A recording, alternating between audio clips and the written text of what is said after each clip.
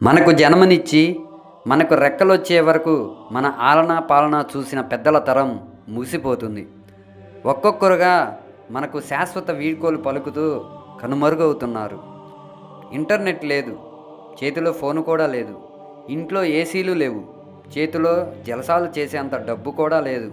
అయినా వారు ఆనందంగా, ఆరోగ్యంగా, కుళ్ళు కుతంత్రాలు లేకుండా ఎక్కువ కాలం ఎలా బ్రతికారు?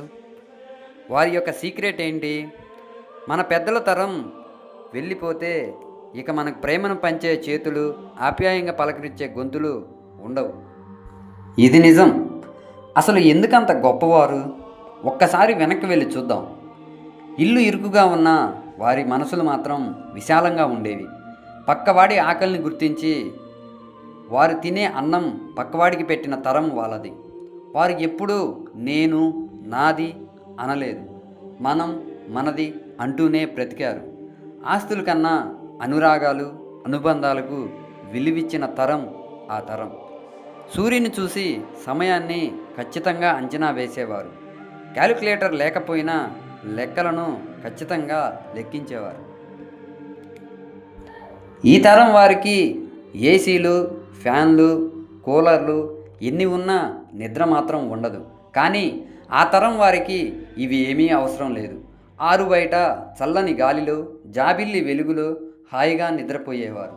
ఈ తరం వారు మినరల్ వాటర్ తాగి కాళ్ళు నొప్పులు, కీళ్ళు నొప్పులని ఇబ్బంది పడుతుంటే, ఆ తరం వారు మాత్రం చెరువు నీళ్లు, బావి నీళ్లు తాగి ఏ నొప్పులు లేకుండా 100 ఏళ్ళు హాయిగా బ్రతికారు.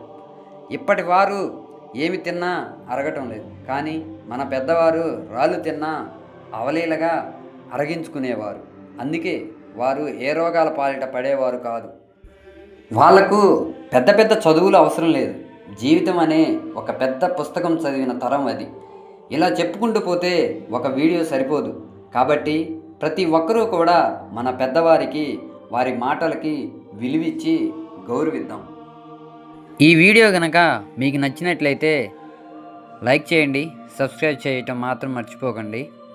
ఓం నమః శివాయ.